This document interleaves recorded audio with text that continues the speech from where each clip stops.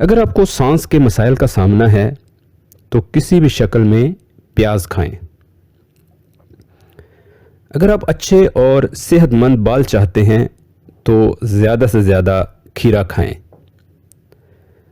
اگر آپ کینسر جیسے موذی مرض سے بچنا چاہتے ہیں تو ٹماٹر کھائیں۔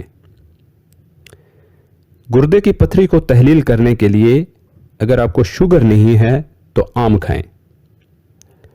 یرکان کے علاج کے لیے گنے کے جوس کے ساتھ انار بھی کھائیں۔ جسم کے کسی حصے سے سوزش کم کرنے کے لیے اناناس کھائیں۔ پودینے کی چائے بنا کر اس میں لیموں نچوڑ کر پینے سے دانوں، کیل مہاسوں سمیت جلد کے کئی مسائل دور ہوتے ہیں۔ یہ چائے ہاضمہ کو بھی بہتر بناتی ہے۔ فائن آٹا یا سفید آٹا کھانے سے آنتوں کی بیماریاں ہونے لگتی ہیں۔ قبض، سر درد اور ڈپریشن جیسی بیماریاں بڑھ جاتی ہیں اور یہ موٹاپے کی ایک بڑی وجہ بھی ہے۔ اگر آپ اپنے چہرے پر قدرتی نکھار چاہتے ہیں تو رات سونے سے پہلے صابن سے اچھی طرح ہاتھ منہ دھو لیا کریں اور تولیے سے خشک نہ کریں۔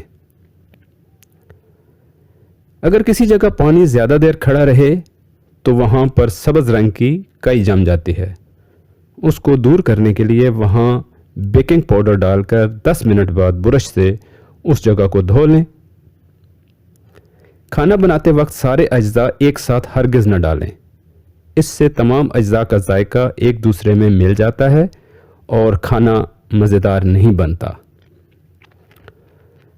آئل کو بھونے بغیر اکثر خواتین اس میں پانی بھی ڈال دیتی ہیں۔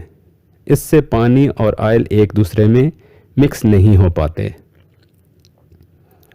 سالن بناتے وقت پیاز کو بہت باریک یا پتلا نہ کاٹیں بلکہ گول لچھوں کی شکل میں کاٹیں۔ اس سے پیاز بہت جلدی بھونی بھی جائے گی اور جلے گی بھی نہیں۔ اس سے اچھا براؤن سا مسالہ بھی بن جائے گا۔ باربیکیو کو ذائقہ دار بنانے کے لیے گوشت کو مسالہ لگا کر رات بھر کے لیے چھوڑ دیں تاکہ مسالہ اچھی طرح گوشت کے اندر تک پہنچ جائے۔ پلاؤ یا بریانی کے لیے جب پیاز کے لچھے فرائی کریں تو اس میں تھوڑی سی چینی بھی چھڑک دیں۔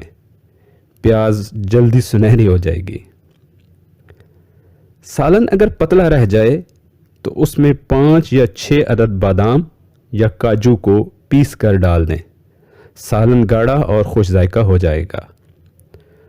پکوڑوں کو نرم اور مزیدار بنانے کے لیے اس کی آمیزے میں 2 چائے کے چمچ گرم آئل ڈال کر مکس کر دیں۔